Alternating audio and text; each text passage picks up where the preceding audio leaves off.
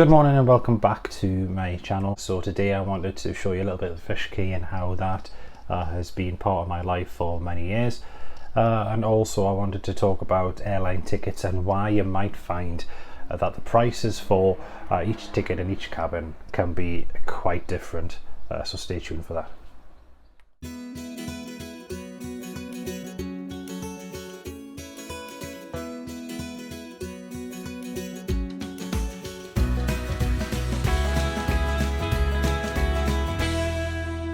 So firstly, let's go down to the Fish Quay and show you a quick walk with Bailey and the little beach that's there.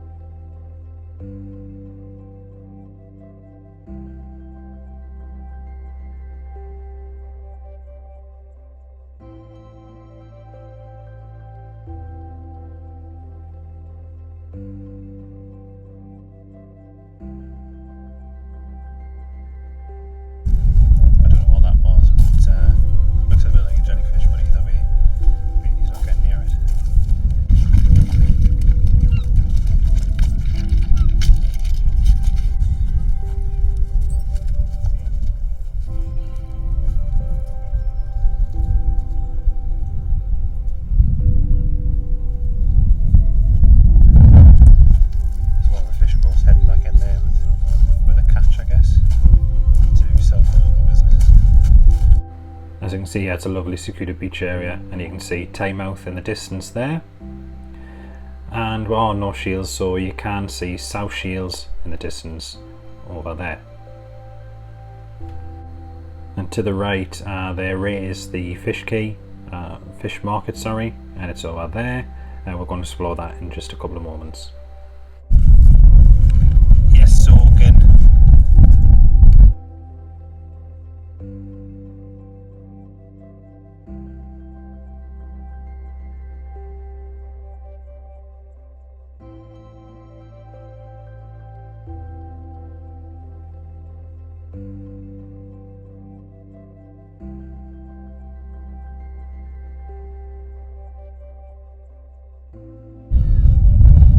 Tell where the fish market is. Seagulls flying around above it. You can tell the fish is just coming.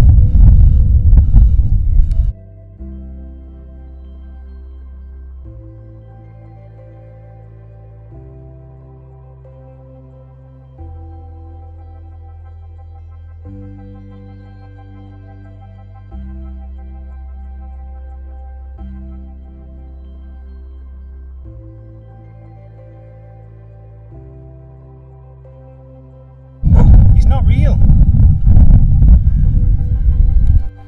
This stone and statues all part of the memorial to the fishermen who have died. I didn't even know this was here, so it's something I'm glad I've seen today.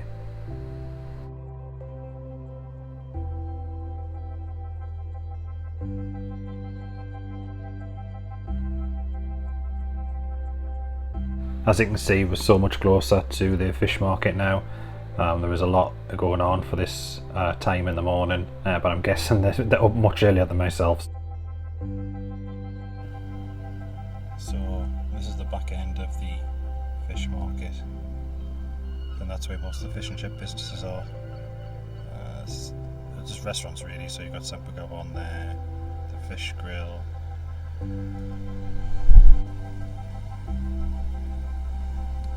Fish Quay stretches quite a little distance, but that's one of my favourite places, Alod's. It's like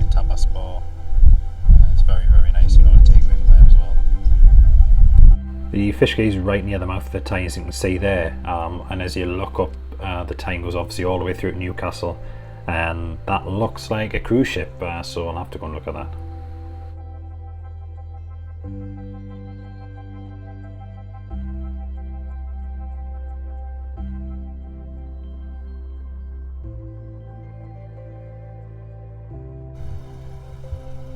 So that's, well, it looks like it's called the Ada. We're just in the Royal Quays now. I've seen here on previous videos. The International Ferry Terminal. There is about, there's plenty of spaces for ships to dock. I think there's another one in, and there's obviously a berth for the FDS ferry. I'm not sure where this Ada has sailed, but I'll find out. I just want to apologise for some of the audio on those clips. Unfortunately, I had to take a lot of the audio out. The wind was a lot stronger than what I originally anticipated and what it felt like when I was down there, so the microphone that I did use did pick up a lot of the wind, so it spoiled some of me talking about my uncle and things like that.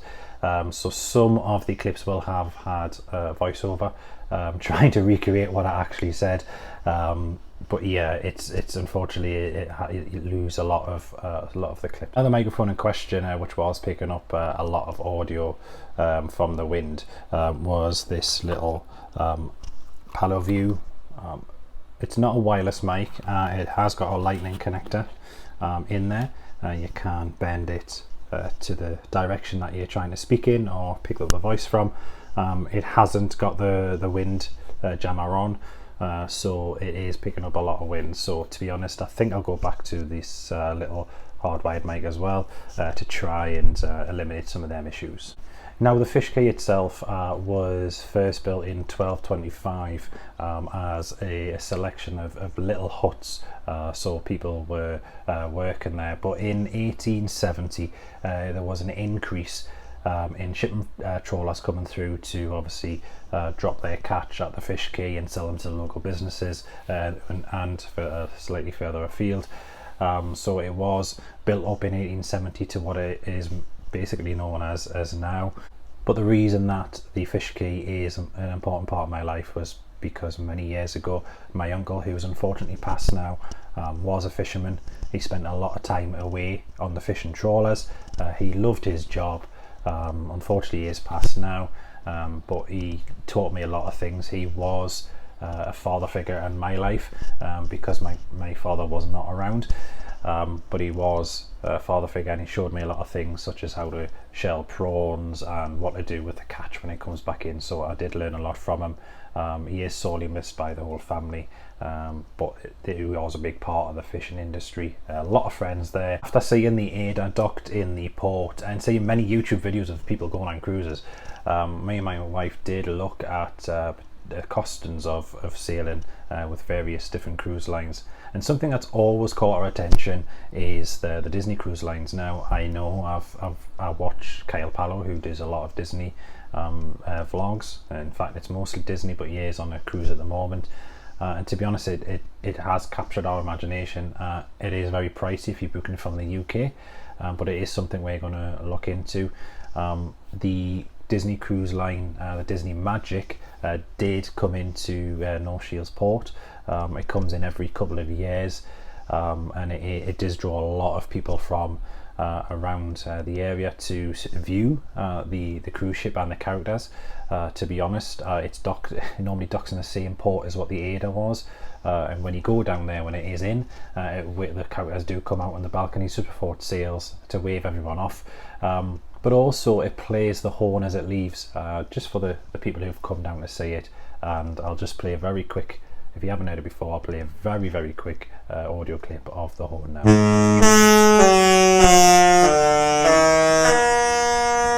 The song the horn is primarily based on is When You Wish Upon a Star, which was in a lot of intros to Disney films, as the Disney sign over Cinderella's castle would be shown just before any of the movies. So yeah, it is very recognizable straight away.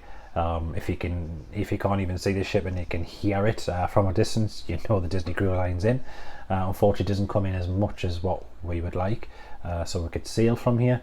However, it does come in every year or two. So there's something always been there about the cruises, so hopefully one day I'll be able to afford to go on one, and if I do and I'm still doing this, then I'll be able to video for you guys.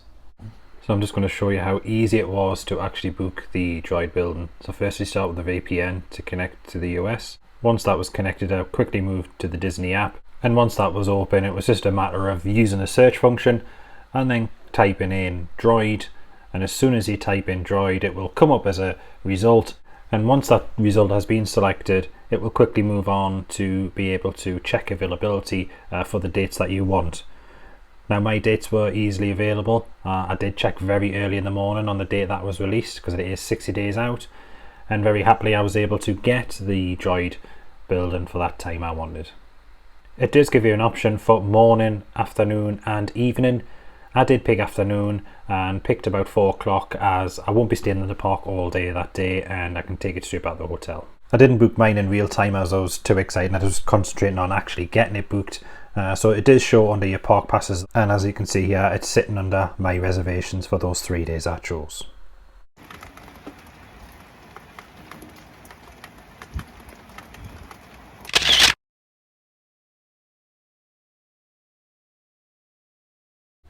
So that was Constantine the octopus. That is the mascot for Octopus Energy, who I have my energy accounts with. There was an offer on where we could apply to have one sent to us, and they've kindly have sent it. It's a lot bigger than what I thought it would be, but you know, it's a pleasant surprise. I'd just like to point out as well, due to the unpredictable British weather, we now have a lot of sun. It has been raining on and off. It's cold rain, not like somewhere like Florida where you get warm rain. It's really cold, but now we've got sunshine. Now let's talk about the airline tickets and why there can be different prices.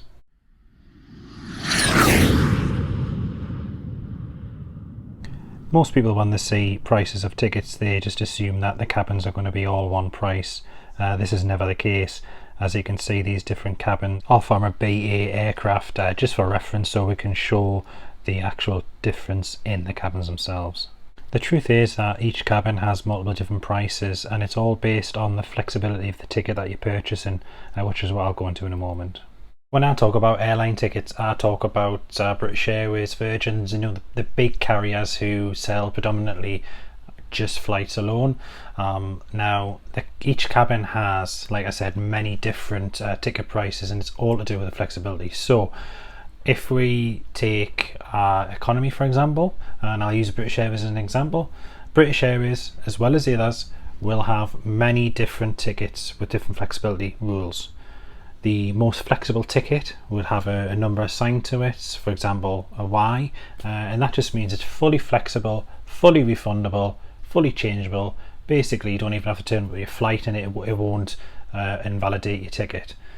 It a fully flexible ticket might have a price of £500. The least flexible ticket could be as much as half that price, and it will be very restricted, so no refunds, no changes. It will be so restricted, but it is the cheapest price, and that's what a lot of people go for.